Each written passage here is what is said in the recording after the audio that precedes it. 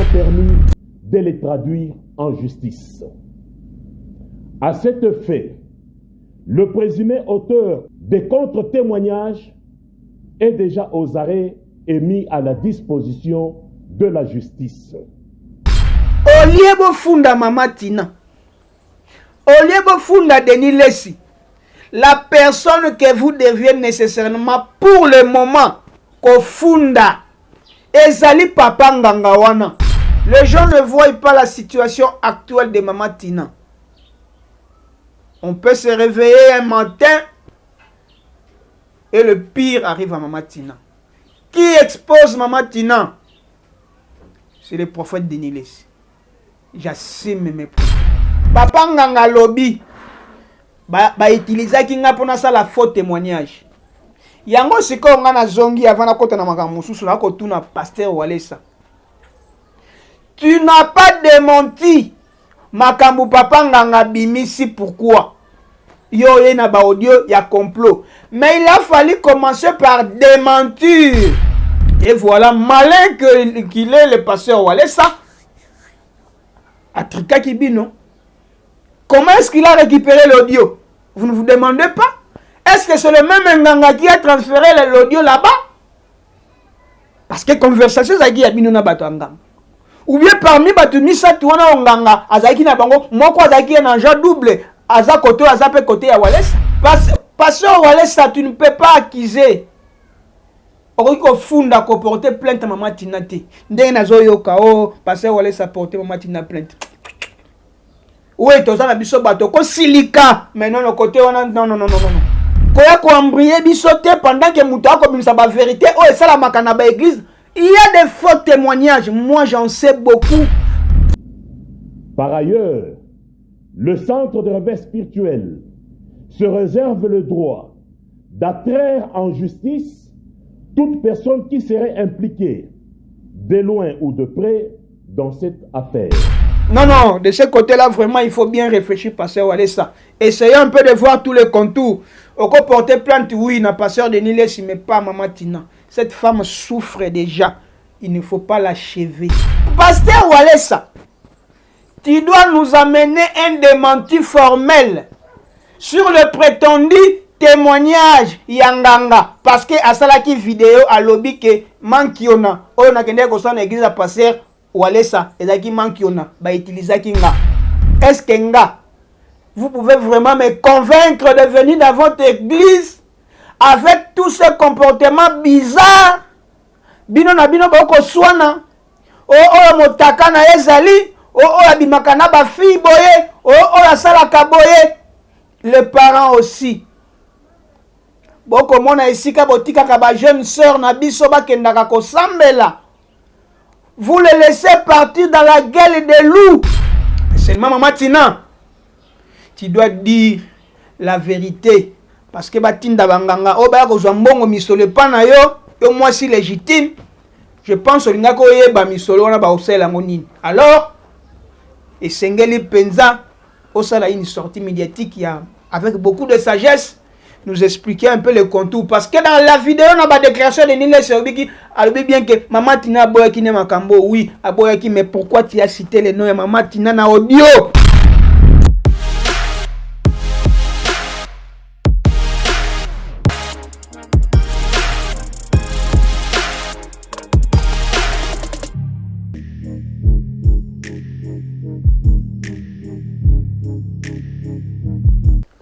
Voilà, merci beaucoup chers téléspectateurs, merci à tous les abonnés, merci pour vos remarques, merci pour vos commentaires, merci de vos partages, de vos likes, merci beaucoup.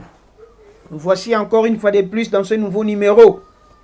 En tout cas, je n'avais vraiment pas l'intention de faire ce numéro, mais si je le fais, c'est par rapport à la réaction de plusieurs de nos abonnés qui ont réagi à l'émission que nous avions fait hier.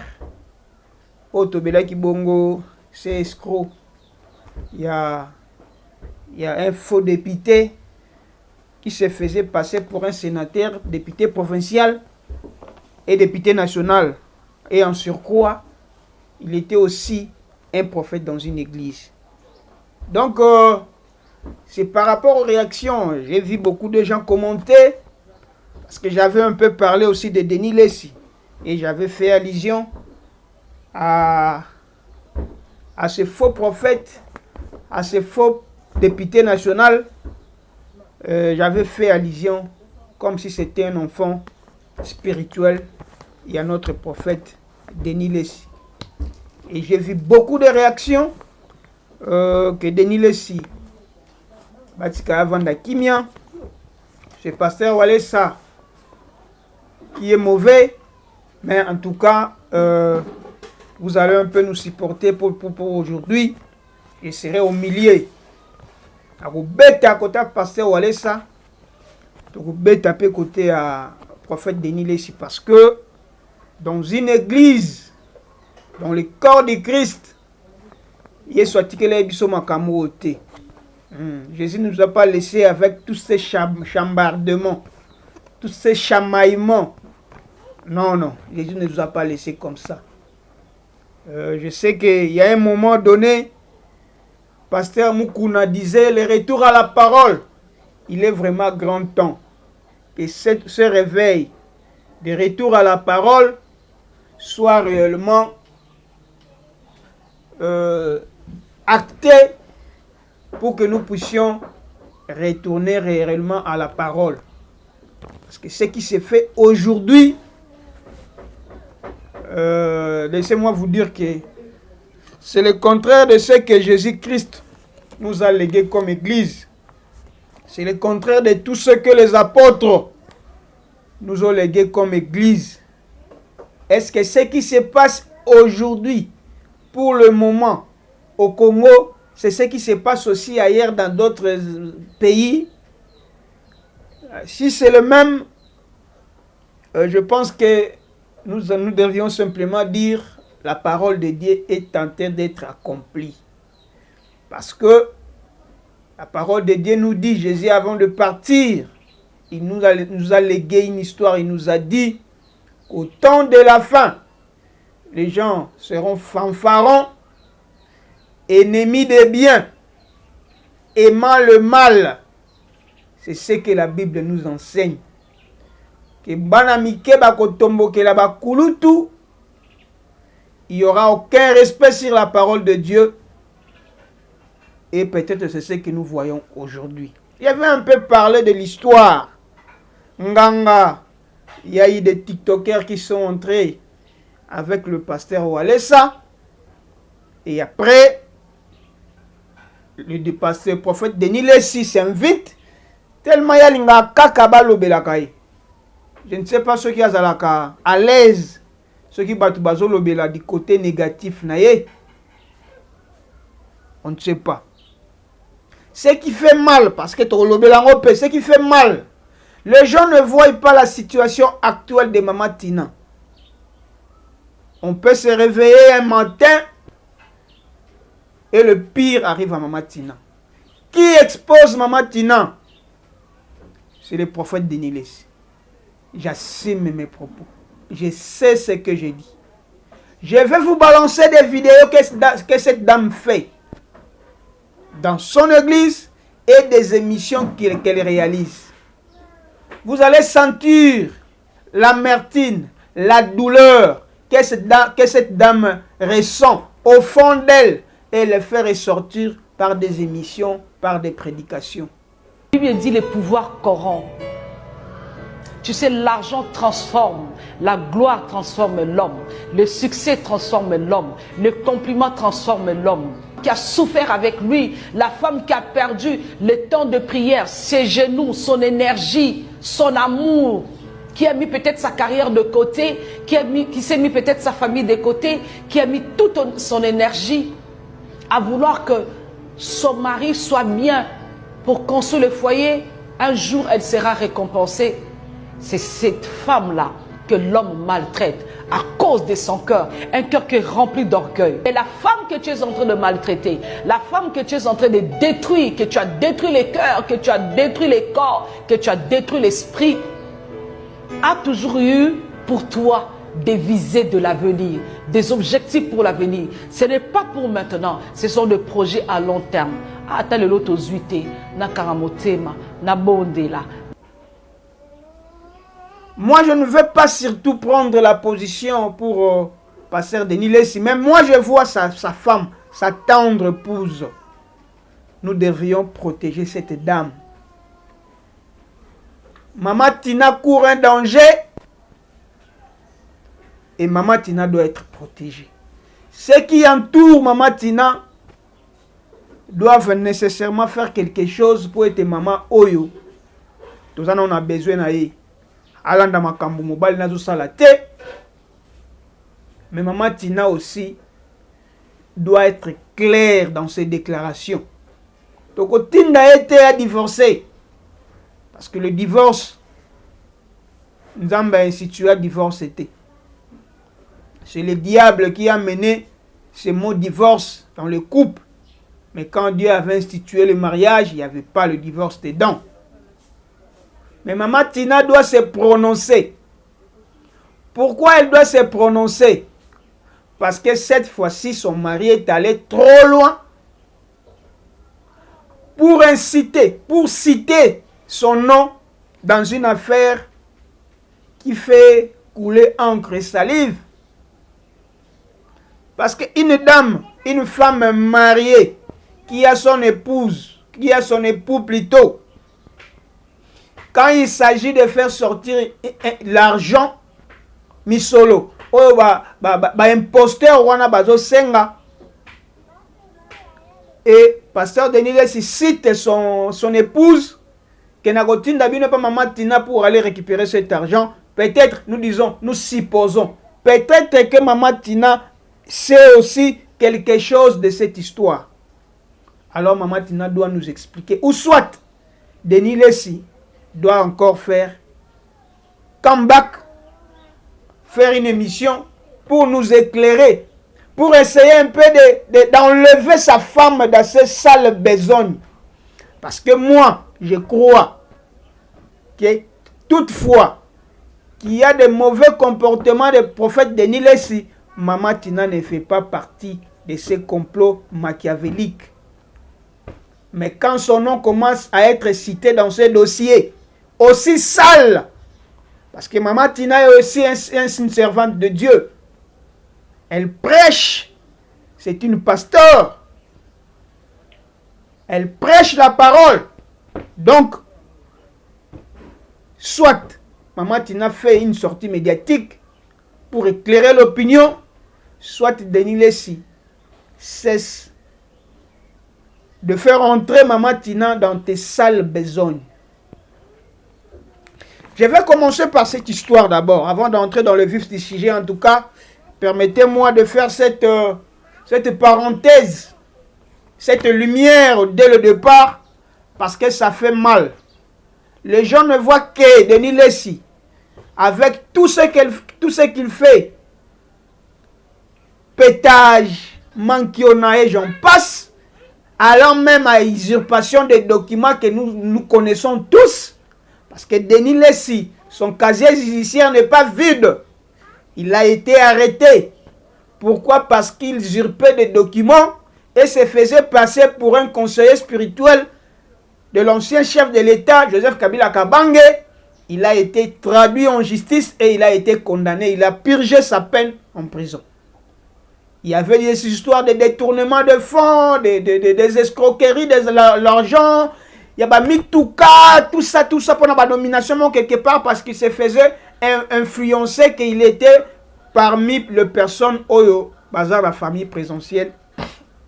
Il y a chef de l'État sortant, Joseph Kabila Kabange, Denis Lessi, son casier judiciaire n'est pas bon. Même la justice, il y a Mabele Oyo et condamnera Denis Lessi. Donc, je disais que Denis Lessi, même la justice, il y a Congo et condamné. Donc, son casier n'est pas vide. Et condamné non parce que c'est la Makambouté, mais parce qu'il a commis des histoires que tout le monde sait. Denis Lessi, Azamututoko côté la té. Denis Lessi Azamutu Oyo Sengel Topesa va conseil. Vous savez, quand l'homme avance en âge, normalement, il faut que tu aies un mauvais comportement parce que comme on a deuxième, troisième âge, on la fatigué. Tu ne sauras pas supporter la pression, mais sous le belaka ba mabe ba pointaka toujours yo misapi.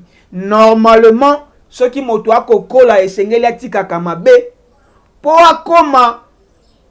comme un sage oyo biso ba oyo to wana sima ba leki ba Denis ba kulutu pe to ba papa pour biso to koya ko se ressourcer na bango suite à intelligence na sagesse oyo bango ba ko dégager pour to bongo ko kamba pe jeunesse oyo ezoya na sima. Mais ceux qui déjà ba kulutu ba ko se comporter bien té. Quand on a kulutu on a ba homme de Dieu ba ko se comporter bien té na ko tia bango nyonso. A commençant même par le pasteur Walesa parce que yepe azana babiloko esengeli ya bongisa. Ngana zo pesa ba conseil na ko finga te. Oya ko finga ba conseil etalié. Soko finga soko sambela ba pasteur Walesa parce que na pesi pasteur na bino conseil parce que aza moto. Peut-être un jour tangu toko koma dans l'au-delà boko kamwaka babiso oyo pembeni ya mokonzi Yesu kasi ba pasteur obonde kolanda ba obenda mokila parce que bino bakomaka badadi c'est comme si badadi yango bango nde banzambe te makila yo kotambola na nzoto na ngai yango pesa na nzoto na bango badadi na bino. Je ne suis pas un antichrist parce que naïbo kokoma aux antichrist. Non, moi je sais que Jésus est Seigneur.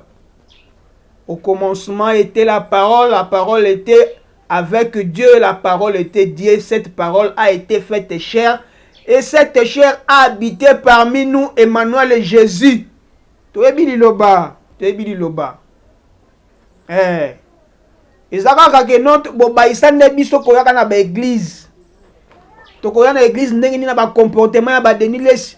Tokoya na église ndenge ni na ba comportement ya ba pasteur Walesa. Boza na ba comportement ya mabe esengeli ko changer yango. Pasteur Walesa, oza na makambo esengeli changer. Parce que oza moto. Pasteur Walesa na landa ko mingi. Oteaka malamu, obinelaka nzambe lokola David, c'est bien bon. Mais il y a des comportements aussi yo pe obuko otuka liloba nzambe. Parce que la Bible nous dit ce qui le boko ya droite et ko kaba ya gauche monate. To mona kaba biloko bosala kana église na bino ya Walesa kabundi ce qui tabernacle quelque chose. Na yo na madame bolingi ko se faire voir à montenyo soit mona ke no bino bo lo boko pété. C'est bien bon ko kaba. C'est bien bon ko partager parce que l'homme est appelé à partager avec son prochain. Mais sengeli soki ke oyebi ke no moto azana posa ya misolo. Vous avez un bureau. Okiko benga moto wana oyebi si na mona ka ba garde bazalaka tout autour na yo passer. Abayina na passer Walesa. To ko pesa ba conseil. Ba garde bazalaka tout autour. Tango ozana besoin moni ke non nzamba tuki yo atuti yo. Yesengeli osunga ndeko mwasi to ndeko mobali moko azana public na église na yo. Oko tinda si bato baza pembeni. Boke ne pas maman wana lati bo ebisa ya kende te na sima awa alandanga na bureau. C'est là où tu vas lui donner tout ce que tu as besoin en dehors de caméra. Et que ça la été liloba nzambe ezala bongo respecté parce que la main qui donne ezalaka toujours au-dessus de celui qui reçoit. Et la Bible nous renseigne que celui qui la main droite qui donne que la main gauche ne sache pas. Cela ça veut simplement dire okoki ko kabela moto te ko sala donte na moto devant les caméras pe devant batou na ko tiolaka parce que moi na telemelaka image le kaka na église na yo. Je pense na ba 2021 comme ça. Oyo obengaka mama moko soki moteki ndunda soki moteki nanyo mataka na cher. Otuniye montant o azana ngo besoin aloba montant moko dérisoire otindika ye. Mais papa, C'est un sabotage. J'ai été menacé. Et pas battu église ya Walesa Tabe. J'ai été menacé. J'ai reçu des messages anonymes. Oui. Côté positif ezali. Vous appelez na makambuno ya bien on sala passer Walesa. Mais babilo comme sous ce sengeli au changer. Kasi pona sujet na biso ya lelo. Concernant témoignage yanganga. Oya ki kuna témoignage ki asitaka ba kombo. To pe asitaka ba kombo te ya ba tiktokers et salaka mobulu chambula. Marine Tumba, ceux qui Marian Tumba, ceux qui Marine Tumba, Marian Tumba ya ba o mususu ba ya boye ba jemima ba ya boye makambu penze tambola ka bienté jusqu'à ce que Israël sango mokonzi notre vieux respect après ça ka conseil moko que na ebité ba inspiration o ya Israël mutombo sango mokonzi soka zwa kango wapi. Vous avez un don mon vieux et c'est don là que Dieu vous a donné. Continuez kaka bongo, c'est une bonne chose. Après ça, ka conseil moko ya malamu na bandeko na biso ya basi. Pourquoi nous faire rêver à makambo bozana ngote? Tout le monde est permis de rêver. Ouais. Moutonyo se sengala rêver. Mais kasi makambo bino aucun aéroport ozo voyager te kasi okangi photo tche na statue le biki no yo voyager. On les a qui mytho. Alors, Israël moutomba pe saka be conseil. Likambo wana ya koswana bandaka par rapport ya témoignage ya nganga wale kaki na Walesa.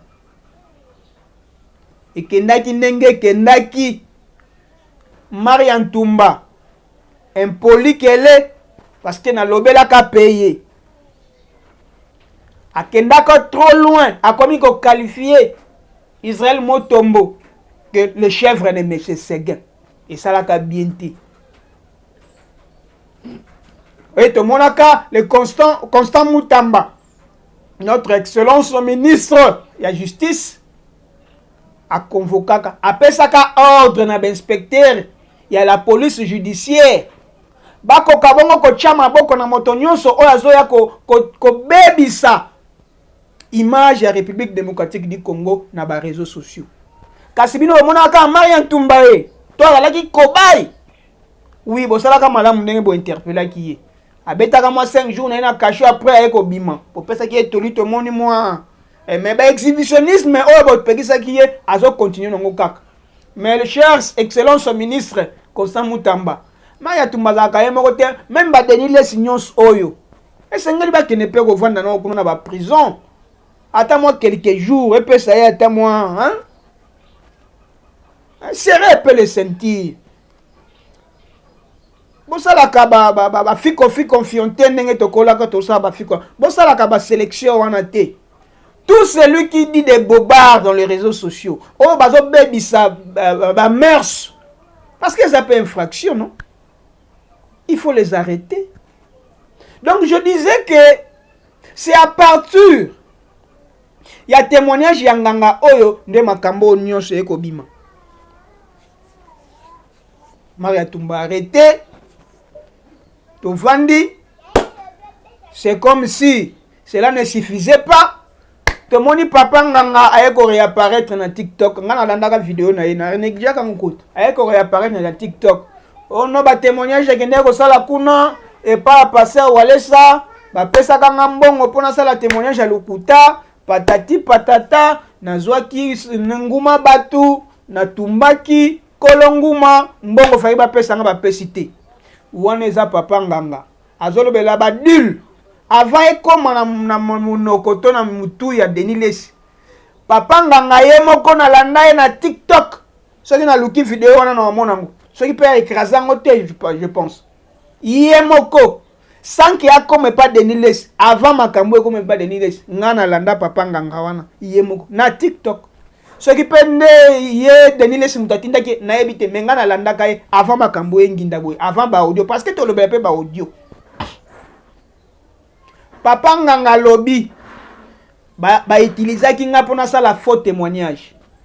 Yango siko nga na zongi avant na kota na makambo susu na ko tuna pasteur Walesa. Tu n'as pas démenti makambo papa nganga bimisi pourquoi? yo ye na ba audio ya complot. Mais il a fallu commencer par démentir que non papa nganga aloba lokuta totikala koyoka na ete na proposer misolo te pour ya kosala témoignage na église nanga. Pasteur Walesa, tu n'as pas dit ça.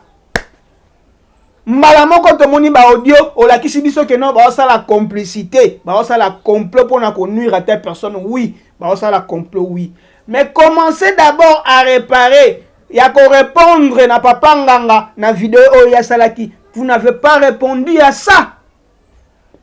Pourquoi tu n'as pas apporté un démenti sur ça? Si réellement tout ce que tu dis là est vrai, il a fallu commencer par faire un démenti. Te papa nganga kosi. Témoignage nezalaki ya solo. Ezalaki boy. Koya ko embryer bisote pendant que muta ko bimisa ba vérité o esala makana ba église. Il y a des faux témoignages. Moi j'en sais beaucoup parce que moi aussi je suis caméraman.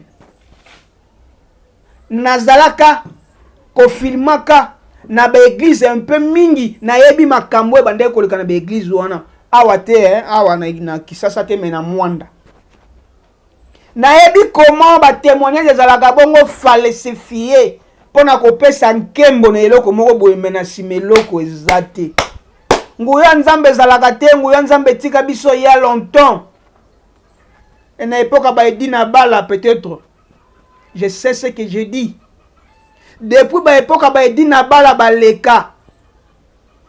Nyonso etikali fouan makio na bao nyonso mona ka même ba campagne nyonso sala makao mutu atambo makio na ba faux témoignage ba faux miracle ba yokana kao avec la moni lokuta. D'ailleurs le frère Patrice nous en parlé dans ses chansons.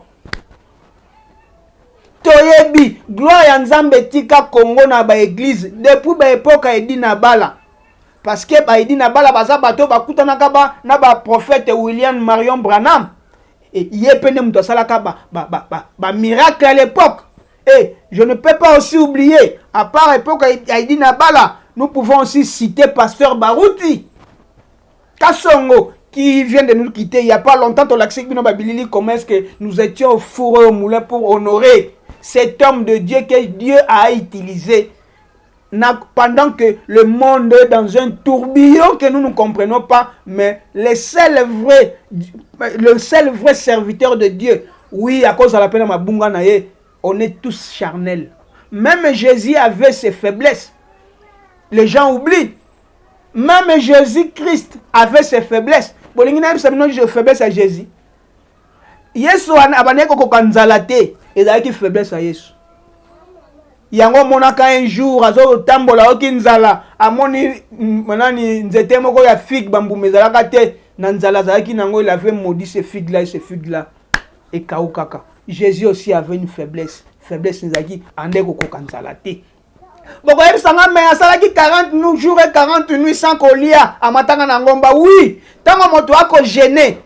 Ce n'est plus cette chair, aza en esprit. Aza en esprit. Nde, okomona babiloko wana. Oko supporter banzala wana. Mais yebisanga lelo. Ba geno yoko sala pena gene ya 40 jours et 40 nuits. Ozolia te na mokolo lelo. Na ba formule la biso to koma kolia. Na ndenge mokilio ekoma na pollution moko na niveau élevé. Na ba échauffement climatique nani akoka kosala lelo jeune ya 40 jours et 40 nuits tokoya ko lokote bembe bokosaka biso bosalaka ba jeune mais na kuzu bokolia to monaka pasteur moko organiser jeune à 30 jours na église apekisi bandi mibalia kaka ndenge nzamba alalaka te satan atumba ye mbeto mosali ya nzambe na kati ya jeune bato yebi ke non toto jeune église mobimba moto akolia te mosala nzamba kenda na restaurant mpona kotrope peut-être vigilance à mwasi na ye abeta madesu na loso aye na église na bando teya nzambe po abimisa motaka na ona miso ya bato ewumelaka te pa mosala nzambe na koteya wana sanza loso na madesu devant les fidèles église panique jeune ekatana.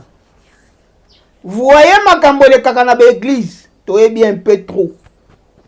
Donc, pasteur Walesa, tu dois nous amener un démenti formel sur le prétendu témoignage Yanganga. Parce que à ça qui vidéo à lobby que mankiona, on a kende ko son église à pasteur Walesa, et zaki mankiona, ba utiliser kinga. Nazwa mosolo na benda mo eloko. Pour na sala ba témoignage wana et vimbisa moi côté na épée parce que tu ebi ba témoignage wana surtout bana basi talaka na ba église belé bana basi ne ba ke belé na ba église pourquoi ba mema maka na loyenge bana basi pena ba mema maka ba na loyenge talaka na ba église tant ba koyoka ba biloka bongo ba semer pe ba koya ba ko cha 100 200 300 500 dollars et ko vimbisa yé peut-être ako la kayo mbongo mo boye mais oh ya ko zo eleki témoignage yo pesi c'est une marchandise oh ya zo tekela ba fidèle ba kanisa ete nzamba zo salela enzoka mankiona pasteur Walesa memela biso démenti na lobi te ko da serviteur de Dieu te beaucoup de respect na pasteur Walesa parce que bâtir une église oyo bâtir wana sans nzambe ezape mobulu nzambe azana yo kasi néanmoins ndenge ba français baloba tokoki kozanga moi ba imperfection te parce que celui qui est parfait ce n'est que Dieu moto nyonso auti na nzela ya mwasi aza imparfait aza parfait te moi babiloka mike mike au lieu de nous embrouiller na ba audio bozo balancer na ba réseaux sociaux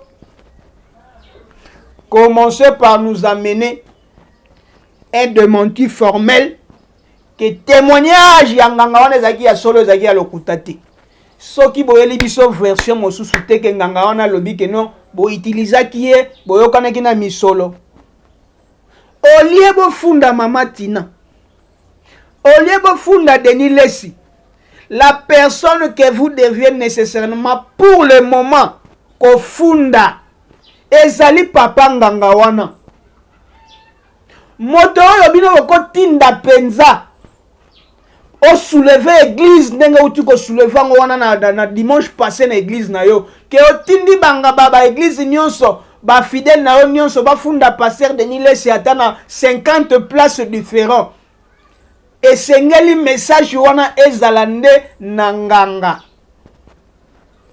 moto esengeli bo funda bo telemela église mobimba ezane nganga wana.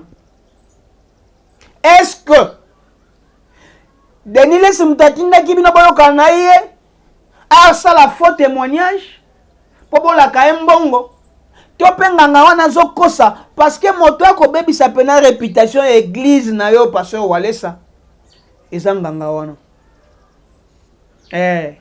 Denis Lesi akoya na ye pe oui mais na sima moto penza boko kangisa boko luka boko kangisa eza papa nganga Maman Tina te Denis Lesi pe oui mais maman Tina te laissez la maman tranquille. La côté ce qu'on a passé pasteur Denis Lesi yo pe. Pourquoi à chaque fois il y a toujours des histoires qui sortent surtout dans makambo église yoka kozaka na mitaka ya bato yoka kozaka na babiloko ya bato yokaka au juste au finish tu es qui? Tu es un prophète? Ozaka moto ya renseignement? Ozalaka nani? Comment on mène vie dure? Yako sambwisaka ba collègue na yo ba serviteur de Dieu. S'il y a un problème, c'est que moi je sais, na kati église, na kati corps de Christ. Mais Paul en parle. Bino botanga ma comite. C'est le prophète des nations. Il y a Denis Lesi, il y a Paul. Paul aussi était un prophète des nations. Parce que quand Jésus est parti, les disciples ont pris la relève. Mais Paul ne faisant pas partie, à la Kinakati, il y a Il y a des disciples à Christ était quand Christ était vivant. D'ailleurs, c'est Paul qui maltraitait les chrétiens bateau bakolandaka Jésus. Même quand Jésus est parti, il y a une moto à Tchakaba chrétien mal à l'aise jusqu'à ce que Dieu l'a rencontré dans le chemin de Damas. Vous en connaissez l'histoire. Et Paul est devenu l'apôtre des nations, de nous les nations. C'est Paul qui dit, Abi Église est là le corps du Christ. Ceux qui m'ont sapié kobela, parce que matatina mo tema. Ceux qui le collent kobela, c'est tout un corps n'est mal à l'aise. Mais qu'en est-il de cette église, corps du Christ, aujourd'hui? Corps du Christ, il y a manquiona. Corps du Christ, il y a un faux témoignage. Ton corps du Christ, nini oboko présenté biso. Est-ce que vous pouvez vraiment me convaincre de venir dans votre église avec tous ces comportements bizarres? Bino na bino boko swana. O motaka na ezali. O abimaka na ba fille boye. O asalaka boye. Les parents aussi. Boko mona esika botika ka ba jeune sœur na biso ba kendaka ko sambela. Vous les laissez partir dans la gueule des loups. Soki bango na bango ba passer ba ko bomwa na boye. Ba ko bimisa na ba vérité. Que biso to zaka na biso ba moins sérieux. Que biso to bimaka na bana na bino. Mais vous exposez vos enfants et vos femmes. Na pekisi moto te atinda moto église, mais parmi les faux il y a aussi les vrais. Mais pour na koyeba ya malamu yango yango des problèmes. Pasteur Denis Lessi. Normalement, il faut bandela ko baptiser yo.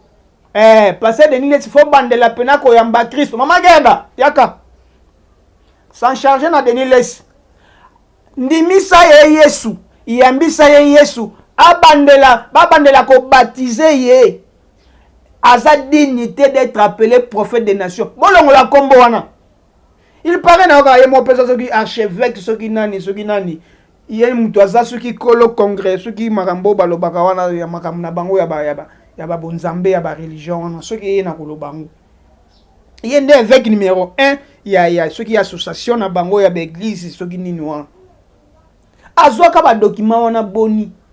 Azwaka ndenge nini. Pasteur Denis Lessi. Il faut bandela ko tubela. Oleki na tubela. To bandeli to zindisi yo na mai po so susu baptême. Mama Gerda, to pesio Denis Lessi. Yambisa Yesu. O bandeli procédure wana parce que moi je ne crois pas que le prophète Denis Lessi a dans le Saint-Esprit. Non, vous ne me direz pas le contraire. Basali ya Nzambe, bana Nzambe babundaka na simandaku. Ba fidèle kutu ba ko mona te. Tango bokoya liboso bosali sembla comme si de rien n'était, mais bouti ko ndongwa na libanda na sima. Mais nous amener ça devant les caméras, ça n'honore ni l'église, ça n'honore ni Christ, ni le Congo. Pasteur Denis Lessi, et sengelo le katubela, bayambisa o Yesu, ozwa baptême mosusu, si ma Saint-Esprit avanda na yo parce que tu n'as pas le Saint-Esprit. Pour déjà Koutou, Paul avait dit, celui qui a le Saint-Esprit, solo y alcool et kopousa na pembeni nangote. Mais toyebi Denis Lessi. L'homme de pétage, a peine ba péter naï. Ba péter boya, bo finga, boya, boloba, bo comment. Cela m'est égal. Souci na biso ezali. Rééducation. Lokola ba pasteur baza éduqué et sengeli biso moko to s'en charger na bango pona ko rééduquer bango parce que ce qu'ils font eza malamu te biso pe to bata masumu mais na koki ko sala buzoba devant caméra te. La chair est faible, oui, et sengeli botala biloko nini sengeli boloba makambo nini sengeli bosala. Mais ceux qui bolandi pasteur Denis Lessi, les prophètes des nations, ceux qui bolandi ba émission na ye, trop des insanités, trop de légèreté. Oh, eza ko bongola bana nzambe te. Ils ont contribué à un changement, il y a bonne mère, c'était, il y a jeunesse. Vous avez mon jeunesse, ndenge bako se comporter. Si ko bazo kutana bato baza ba homme de Dieu bazo ko s'exposer na ba média, na ba biloko nyonso bako lobaka na ba comportement nyonso bako salaka, boye bisanga nan. Jeunesse wana ils ont déjà pourri. O biso tozo décrier ti lelo, ba leki o bazo landa biso na sima. Bana ya 90, bana ya 2000 ans. Bakuta na siko na ba comportement to komona kana ba réseaux sociaux. Biso to kola kana ba frère Patrice à l'époque. Frère Patrice a koyembaka banzembo très inspiré avec Balifoko, avec Charles Mombaya. Ba Emekano à l'époque avec Alain Moloto. On avait des chansons, on avait des personnes qui se respectaient. Ba scandale o ezalakati. Ba scandale o ezalakati. Je m'en souviens à l'époque. Scandale au ezalakati. Mais lelo yo na komona déjà avec ses comportements ya ba jeune sœur na biso o bako yaka bakuta na skona bato yo ba leader d'opinion o bako se respecter te bana o ba copier sko bizaleli wana ekozala boni. Je crains beaucoup. Nous sommes au temps de la fin, oui, mais esengeli to se contrôler. Kozala moto yo te occasion de shit obimayuda oyo asalamaka dessin pour ateka Yesu. Ozala ba yuda te quand même. Oza ba serviteur de Dieu. Ponaki bosa la nzambe, bosa la digne. Na ba comportement na bino. Pasteur de Niles. Et sengela kite yo se comploter na moto wana. Ta façon de faire, même ce qu'on y a 1000 émissions pour nous expliquer. Ça ne tient pas debout. Oh bayaki na bureau, oh mama Tina boyaki bango, oh tout ça. Mais comment ki nengeni ni bo bando proposer ba mbongo. Oh banda ko protéger kaye, moto aye ko bundisa, ya yonde ko serviteur de Dieu. Et c'est là qui on recadré normalement. Tout le monde qui a visité pasteur Walesa. Tu as fait des témoignages devant le pasteur Walesa. Mais pourquoi la même personne on a un double discours? Devant pasteur Walesa, tu dis autre chose, aux louer, aux loba. Ok? Ah non, non, non, non. Aux appels à kiona.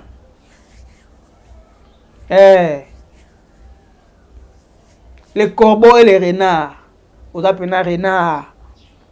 Qui s'est servi de cette sagesse maléfique pour attirer la sympathie. Il y a pasteur Walesa pour appeler ce mot loc. Tela makambo lobaki wana. Mais tango motoyer pour la même personne que tu avais loué devant la caméra. Parce que bah image est allée dans la Bible. Parce qu'il a insisté lobby pour Aya. Comment on a Aya uniquement quand on a 5 excuses pour la secrétaire de Tozalaki, l'ingé Tozalaki, n'anding to commander na moni et zélo comme l'âme. Et puis qu'on y a tinanda. En tout cas, pour nous qui savons qu'il y a un zan de salam. Et puis na Katié, et là comme nous se convaincre là. Moi le bisou te tomate. Il y a eu en peu de temps, il a construit. Dès lors, on a encouragé. Et là, il y a eu un bon côté. Il y a eu un bon côté. Il y a eu un bon distraction, moi, automatique. Mais lui, devant la caméra, tu as loué, mais la main, yo kaka. Motomoko aye, oye qui paye à l'écart qui kuna, aye le makambo, bokomi sous ça là, complot. Et voilà, malin qu'il est le pasteur Walesa, Atrika Kibino. Comment est-ce qu'il a récupéré l'audio? Vous ne vous demandez pas? Est-ce que c'est le même Nganga qui a transféré l'audio là-bas?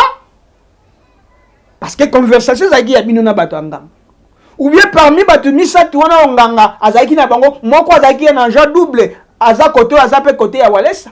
Pour audio se retrouver par Walesa, a publié, n'a publié. Non, pasteur de Nénis, il faut changer. Il faut changer ton comportement. Et pour chuter, oh, ça lui passe ces années. Nakatia audio wana, le nom de Maman Tina a été cité. À vos sales besognes. Yango to senga que Maman Tina, tu dois réagir. Et senga le sala sortie médiatique. Oh, éclairer opinion. Bande ko soki botali ba sorti médiatique Mama Tina asalaka déjà na ba émission na makambo susu. Mama Tina bimisaka déjà makambo que non azalaka bien te, azo souffrir. Mais tant qu'une femme, oh andima mema ekulusu, andima da mobali na ye, dans le malheur ou dans le bonheur, dans le meilleur et dans le pire, na kozala na ye. Yango peut-être Mama Tina azalaka na pasteur de Nile si pas la pe bana. Mosali na nzambe o pe yazali. Mais si vous sentez que en elle fait sortir des histoires pour nous informer indirectement que je suis en train de souffrir. Bande ko boti kangate, venez moi, eza ba SOS. Venez en aide. To sungaye. Mais Mama Tina, en dehors de ma cambonio, tu dois éclairer aussi l'opinion. Parce que tu ne peux pas accuser. Oriko funda ko porter plainte à Mama Tina te. Ndenge nazo yoka o parce que wale sa porter Mama Tina plainte. Oui, toza na biso bato ko silika. Mais non, le côté non. Mettez-vous à la place de ta femme. Ce que les acquis ont un problème, est-ce que ma camouane est zongi la moi sinayo? Non, de ce côté-là, vraiment, il faut bien réfléchir, pasteur Walesa. Essayez un peu de voir tous les contours. Au cas porter plainte, oui, n'a pasteur de Nile, mais pas Mama Tina. Cette femme souffre déjà. Il ne faut pas l'achever. Cette dame souffre. Même si on a l'articulation à mon okonaye, sa façon de parler, ça sent déjà des choses. Et ça m'a mais regardez bien ma vidéo, on a balancé les vidéos à Mama Tina. Vous allez sentir que non a articulation, Mama Tina a des problèmes profonds dans son cœur, au fond de son âme. Oh, peut-être à Koko Bango Boete, mais biso, bateau total à Kapena vidéo avec beaucoup d'attention. Mais on va souffrir dans locaux. Et nous devions sauver cette dame. Sauver cette dame. C'est la soutenir. Moi, je soutiens Mama Tina. Mais seulement Mama Tina, tu dois dire la vérité.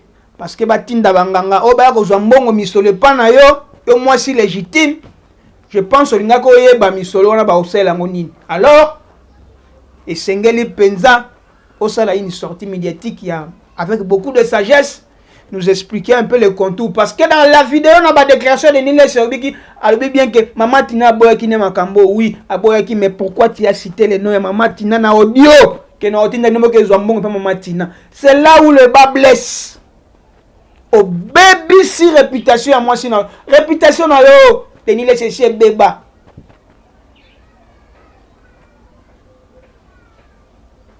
Et ça dépend de n'angate mais moto tout ayebi. Réputation de Nile c'est béba. Limitez-vous à détruire ta propre destinée de Nile. Il ne peut pas faire en sorte que non, la réputation à Mama Tina est béba parce que Mama Tina nous la considérons comme une vraie servante de Dieu. Jusque-là. Malgré tout ce qui s'est passé. N'a dit que Mama Tina n'est rien dans tout ça. Alors, cherchez à créer des problèmes à cette dame. Makala moto na motuna yo. Tokola kelo mabete kasi. Nzela oko zowana est très dangereux, très glissant. Oza qui n'a pas problème belé pasteur de Nile. Ah je peux kopousa. Normalement msoki ah je kopousa na ko komaka vie, akokola ka komaka sage. Mais comment est-ce que pasteur de Nile ah je kopousa naka olingi kokola te, olingi kokota kaka na ba problème, na ba problème. Makamba ko le baiser belé.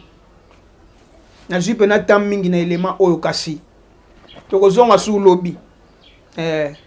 Tokozonga sous lobby, on va en parler. Mais Mama Tina soit calme. Mama Tina soit calme. Batu bako attaquer yo certes. Parce que mon bali no a baby si réputation na yo. Mais gardez la foi balobaka. Baloba mabe na yo kasi bakuta na mabe wana te. Soko moni moto ako soit déjà position pour na ko tiola yo pour na ko condamner na eloko moko ya yo ki sans pourtant soit version na yo moto wana lingaka yo te moto wana lingaka yo te Donc maman Tina, sois calme. Bisoba oh tokozala wana aussi longtemps que tu demeurer intègre dans ce que tu fais dans ton ministère. On va se battre. Nzamba batela yo abomba yo. Merci de nous avoir suivis. Merci pour l'opportunité au bopesi biso tokota na banda, tokota na ba téléphone, na ba ordinateur na bino. Merci pour la loto sukiawa. Tokoya susu. Na biso ba série ya ba image ya ba émission de continuer direct info. Une rubrique bo mesana ngo bongo. Ba série ya ba émission pene koya.